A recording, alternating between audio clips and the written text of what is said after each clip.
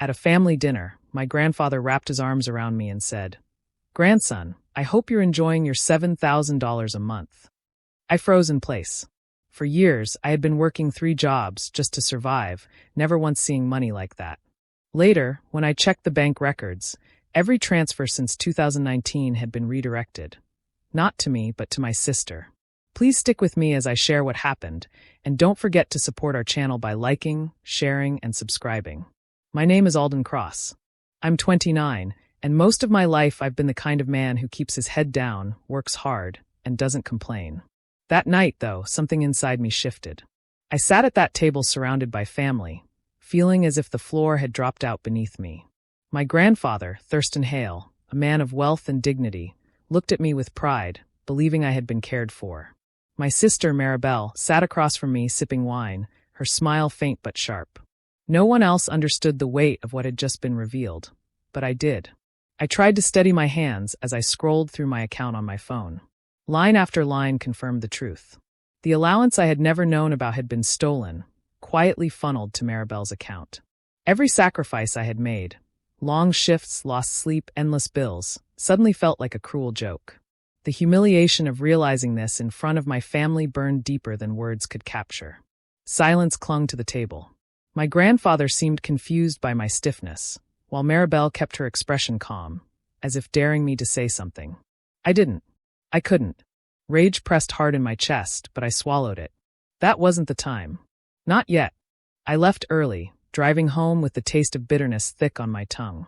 My phone rang at 10:14 p.m. The bank was on the line. The officer's voice was firm, deliberate. They told me my sister hadn't just taken the money, she had done something far worse. Power of attorney documents with my name on them had been filed, giving her control over my accounts. She had tied me to debts and reckless investments I had never touched. To the world, it looked like I had made those choices. I sat in the dark of my apartment, the city lights flickering outside my window. My sister had stolen my future and branded me as careless in the eyes of the bank. But beneath the shock, a quiet resolve settled in. Maribel thought she had buried me under her lies. She didn't know me as well as she believed. This was only the beginning. The call came late at night, the numbers on the screen showing the bank's name. My first thought was that it might be about an overdraft or some small issue, but the voice on the other end didn't carry that kind of tone. The man introduced himself from the fraud department, and within seconds I understood this wasn't a routine check. He spoke carefully, as if each word had to be placed with precision. He asked if I had personally signed documents granting my sister permission to manage my finances. I answered no without hesitation. There was a pause. Then he told me that official papers with my signature had been filed years ago. According to their records, I had given Maribel control over my accounts, my transfers, even decisions tied to investments. My stomach turned as I listened, realizing I was hearing the outline of a trap I never saw being set. The officer explained that this wasn't just about the missing allowance. Money from my grandfather had been rerouted in a way that looked entirely legitimate because of those papers. Every transfer had passed smoothly into her account with the system showing my approval. On paper, it looked like I had willingly stepped aside, handing her the authority to move funds as she pleased. Then came the heavier part. My name wasn't only tied to those redirected transfers. It was attached to a pile of debts and financial risks I never touched. The bank believed I had invested in shaky ventures, some already failing, others under investigation. I sat silently while the officer listed numbers, balances, and accounts I had never opened. To them, my reputation was already scarred. The longer I listened, the clearer it became. Maribel had not only stolen money, she had dragged my name through the mud to shield herself. When the officer finished, I thanked him, though my voice cracked. Hanging up, I sat still for a long moment, my phone heavy in my hand. I wanted to smash something, to yell, but the anger cooled quickly into a hard, sharp edge of clarity. Losing control in that moment would fix nothing. I leaned back in my chair and replayed his words in my mind. Documents. Transfers. Debts. Each piece was a brick in the wall Maribel had built around me. She hadn't simply robbed me. She had rewritten the story of who I was on paper. To banks, to creditors, to anyone who looked closely, I was reckless and careless. It was a clever move on her part, and it explained why she always seemed untouchable. But clever doesn't mean invincible. I breathed slowly and told myself that the only path forward was patience. Proof existed. The signatures, the accounts, the trail of redirection, all of it could be traced. She had left marks, and those marks would be her undoing. I didn't need to rush or shout. I only needed to wait, collect, and strike when the time was right. In that silence, I understood something new about myself. I wasn't the broken man Maribel thought I was shaping. I was awake now, and I would not stop until the truth was laid bare. When I came home after long hours, the apartment no longer felt like a place of comfort. Celine hardly looked up from her phone when I walked in, her voice sharp whenever she did speak. She complained that I was never around, that she felt like she lived with a stranger. I wanted to tell her I was working to keep us steady, but I held my tongue. It never changed anything. Our conversations turned shorter by the week. She seemed distant, present in body but not in mind. I would sit at the table, trying to ask about her day, only to get clipped answers that ended before they began. Whenever her phone lit up, she shifted in her chair, angling the screen away. At first, I brushed it off as stress or irritation, but soon the pattern became harder to ignore. One evening I walked into the living room and heard her speaking softly, her tone lighter than it ever was with me. She hung up quickly when she saw me and said it was just a friend. I nodded, though the name of the friend never surfaced. Later that week, I noticed her leaving the apartment dressed carefully, far more carefully than she ever did for an errand. She said she was meeting someone from work, yet I caught a glimpse of the name flashing on her screen as she texted. It was Corbin. Corbin Vance had been my closest friend since we were kids. He knew my family, my struggles, my history. To me, he had always been someone I trusted without a second thought. Seeing his name tied to Celine's secrecy felt like a slow sting under the skin. I told myself not to jump to conclusions. They might have met for something harmless. But when I saw the way they laughed together at a small gathering weeks later, the doubt crept back in. Their jokes were inside ones, private lines that shut me out. I tried not to let suspicion consume me. I blamed myself, thinking maybe my absence had pushed her into leaning on him. Financial stress weighed heavily on our marriage, and I told myself it was only that pressure shaping my thoughts. Still, there were moments that unsettled me. The times I walked into the room and both their voices dropped, the messages she deleted before I could even glance at her phone, the way she brushed off my questions with irritation, as though I was the one causing trouble. Nights grew colder. Celine started sleeping closer to the edge of the bed, as if even touch had become too heavy between us. When I tried to reach for her, she turned away, claiming exhaustion. I lay awake in the dark, staring at the ceiling, replaying her words and Corbin's laughter in my head. Even then, I clung to the idea that I was imagining things. That paranoia was twisting my mind because of everything else I was carrying. I wanted to believe my marriage was stronger than whispers, than late-night calls, than shared secrets. But somewhere deep down, a voice I could no longer silence told me the truth was darker than I dared admit. The invitation came straight from my grandfather. He wanted the whole family gathered for Christmas at his estate, the same way it had always been since I was a child. He made it sound less like a request and more like a command, so there was no question about attending. I agreed, though this time I wasn't going just for tradition. I carried with me the proof I had been gathering piece by piece, and I knew the night would bring more than turkey and wine. The Hale estate was already glowing by the time I arrived. Lights stretched across the tall windows, wreaths hung on every door, and the sound of music drifted faintly through the cold air. Inside, servants moved quietly, setting tables heavy with silverware and crystal. The atmosphere looked warm and festive, but underneath it, I felt something waiting, something sharp. Maribel entered like she was stepping onto a stage. Her gown shimmered under the chandeliers, and on her neck sparkled diamonds that caught every eye. She laughed too loudly, touched her jewels as though she wanted to blind the room with their shine, and told stories that circled only back to herself. Each gesture screamed of wealth and success, but I watched her knowing it was stolen glory. The family clapped politely, while my grandfather studied her in silence, his gaze harder than his smile. Across the table, Celine sat with her eyes downcast. She barely spoke to me, and when she did, her tone carried no warmth. Corbin, however, leaned back with smug ease, a grin tugging at the corner of his mouth. He whispered to Celine now and then, and though she tried to keep her composure, her glance toward him betrayed more than she wanted to show. Dinner stretched on, filled with chatter and forced cheer. The courses came and went, but I hardly tasted a bite. My attention stayed fixed on the undercurrent moving through the room. Maribel flaunting, Celine shrinking, Corbin grinning. It felt less like a holiday gathering and more like a stage where everyone was playing a part.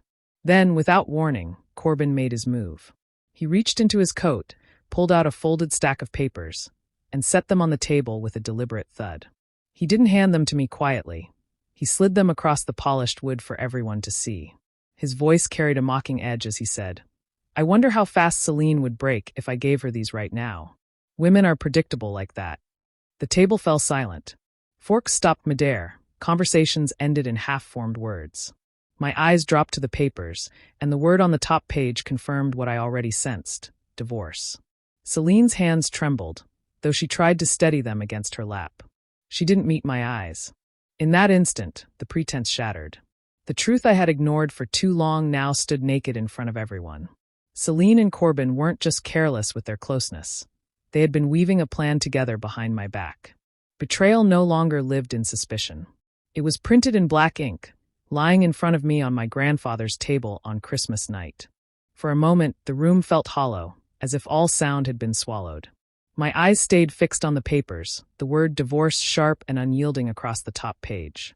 Celine avoided me, her face pale, while Corbin leaned back with a crooked grin, certain he had broken me. Around the table, the family waited. Some expected anger, others thought I might plead. What they didn't know was that I had already rehearsed this moment in my mind. I reached for the pen resting beside my plate. My hand didn't shake as I signed my name across the lines.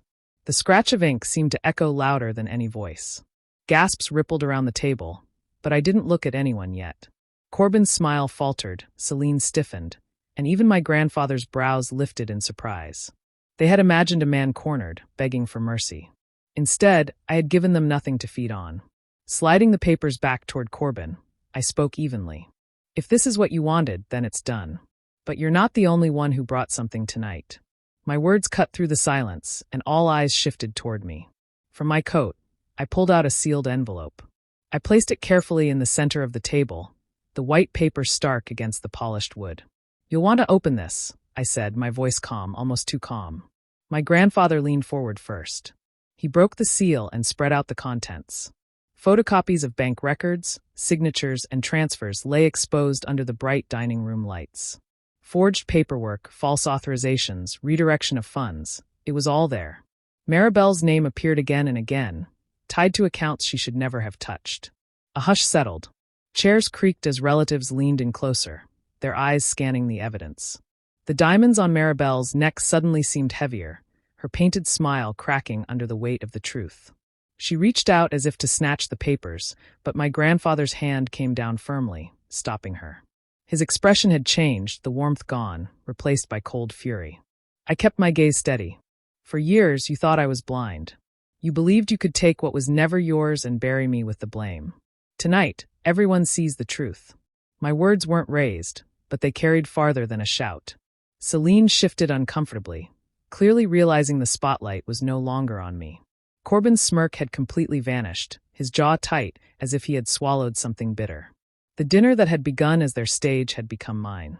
No one spoke. The only sound was the faint crackle of the fire at the far end of the room. My grandfather held the documents like they burned his hands, his eyes locked on Maribel, who had fallen silent for the first time that night. In that silence, the power shifted. I was no longer the man cornered at the table. I was the one holding the truth, and they all knew it. My grandfather's voice broke the silence first. He rose from his chair, his hand gripping the edge of the table, so hard the veins in his wrist stood out. His face, usually calm and composed, was red with anger. When he spoke, it wasn't the gentle tone of the man who had raised us with stern kindness. It was the roar of someone who had been betrayed by his own blood. "Maribel," he thundered, "how could you?" His words cut through the air, and every person in the room froze. Maribel's eyes darted across the table. She forced a laugh, weak and uneven. "Grandfather, this is a mistake. Alden is twisting things. Those papers could be fake. He's just bitter." But I didn't let her finish. From my pocket, I pulled out a small recorder. With a click, the sound filled the room. The bank officer's voice, clear and steady, recounting the fraudulent documents, the forged signatures, the accounts funneled into her name. The words left no room for denial. Each sentence was a nail in the coffin she had built for herself.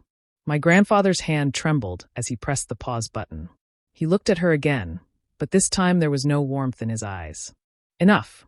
You've shamed this family. You've shamed me. You're no granddaughter of mine. His voice cracked slightly, not from weakness but from the weight of finality. Maribel tried to protest again, her tone shifting from confidence to desperation. She spoke quickly, stringing excuses together, blaming misunderstandings, even daring to accuse me of manipulation. But no one believed her. The evidence lay scattered on the table like shards of glass, impossible to sweep away. She turned toward my grandfather with tears that looked more like strategy than sorrow. Please, you don't understand. I did this for us, for the family's future. He slammed his hand on the table, the plates rattling. Do not speak of family. You are finished here. His words carried a finality that sucked the air from the room. Maribel sank back in her chair, her diamonds glittering like chains around her neck. For once, she had no control. I glanced across the table. Celine and Corbin, who had walked in certain they would see me broken, now looked uneasy. Celine's lips pressed together, her gaze flicking between me and my grandfather. Corbin, usually so full of swagger, leaned back with his jaw tight, eyes narrowed, as though searching for a way out of the sudden storm. They had come expecting to humiliate me, to watch me fall apart. Instead, they sat under the same roof where betrayal had just been exposed, their own secrets inching closer to the surface. Their silence told me they understood what was coming, that their moment in the shadows was ending. The room no longer belonged to them, or to Maribel. It belonged to the truth, and the truth had finally taken its seat at the table. I could feel the weight of every eye in the room, but I wasn't finished. The envelope on the table had already buried Maribel, yet two others sat across from me, thinking they might still escape. I leaned forward slowly, my voice calm but sharper than a blade. Since we're being honest tonight, there's something else everyone should see. From my bag, I pulled a second stack of papers and set them down. No one moved at first. Then I spread them out one by one. Hotel receipts bearing Celine's name, charges on cards she shared with me, statements showing late-night stays that matched perfectly with Corbin's travel records. Their faces drained of color as the pattern became clear. I didn't stop there. With another click of the recorder, a different set of voices filled the air. It was them, Celine and Corbin, speaking in hushed tones, making plans they thought no one else would hear. The words were undeniable, their laughter unmistakable.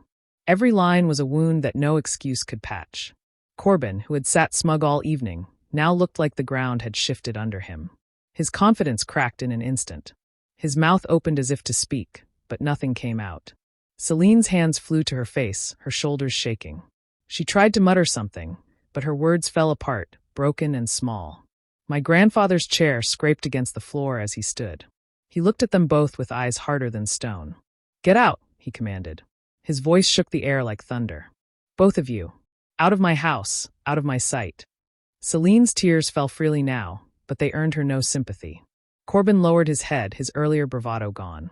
Together they rose, though neither had the courage to look anyone in the eye. The doors of the estate opened, and with every step they took toward them, their place in my life disappeared.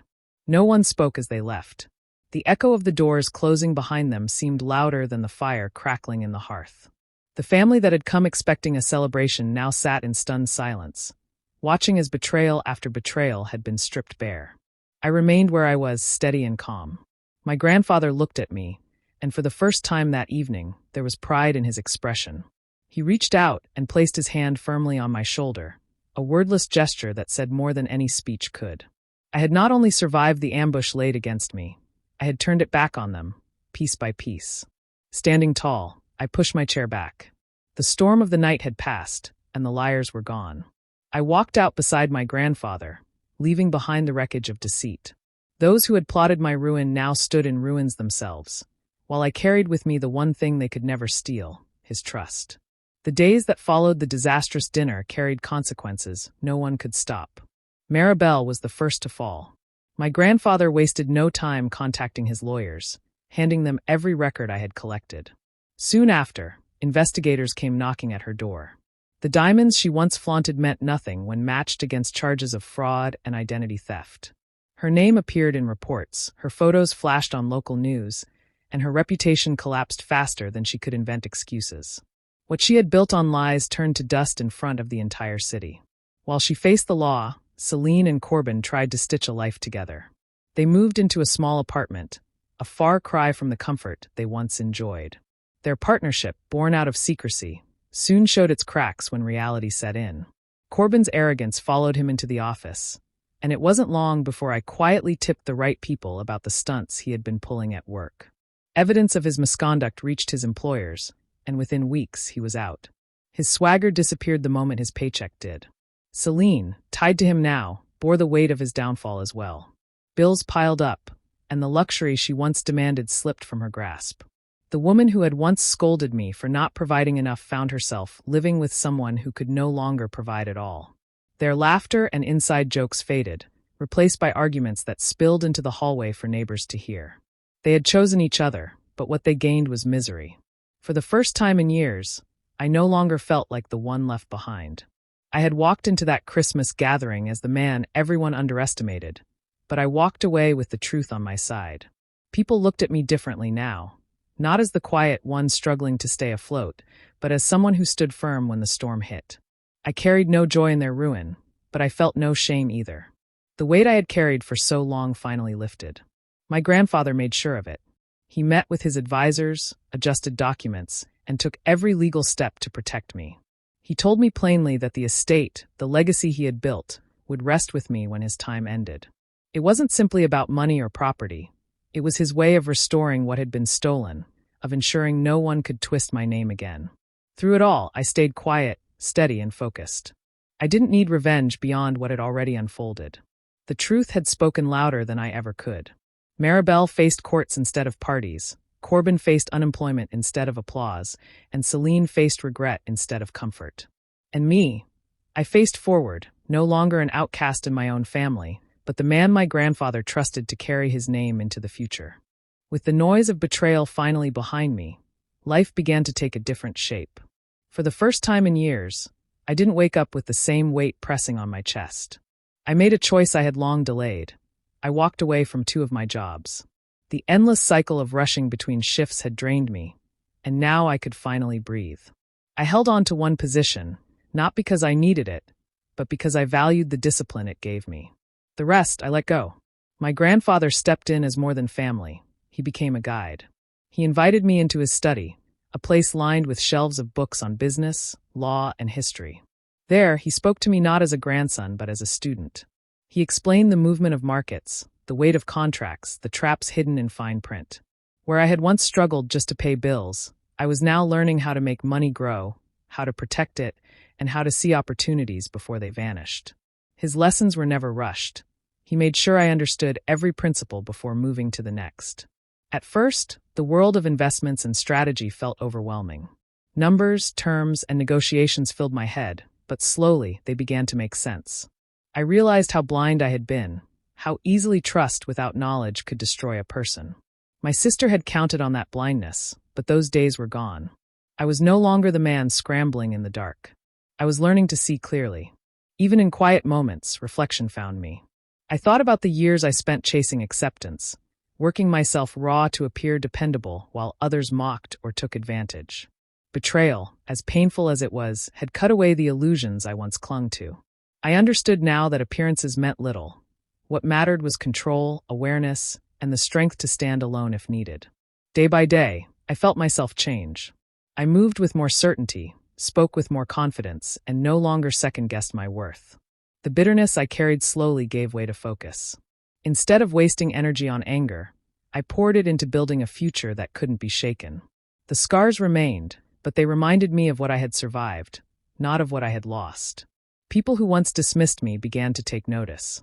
They saw a man no longer bent by struggle but sharpened by it. My grandfather, especially, looked at me with satisfaction. He told me more than once that the man I was becoming was exactly who he had hoped to see carry the family name. I stood taller now, free of those who had tried to break me. Betrayal had been my harshest teacher, but it left me with knowledge I could never have gained otherwise. I was no longer the quiet worker in the background. I was stronger, sharper, and untouchable. Months passed, and the chaos that once filled my life faded into quiet. I no longer carried the weight of anger or the need to prove myself. The ones who had tried to break me were now dealing with the damage they had created, and I didn't need to do a thing. I came across Maribel outside a courthouse. She moved quickly, her face hidden, her shoulders slumped. Lawyers surrounded her with stacks of files, each page another reminder of what she had done. The sister who once thrived on attention now looked small, caught in battles she could not escape. I walked by without a word, without even slowing down. Not long after, I saw Celine. She appeared older, her confidence gone, her expression heavy with regret.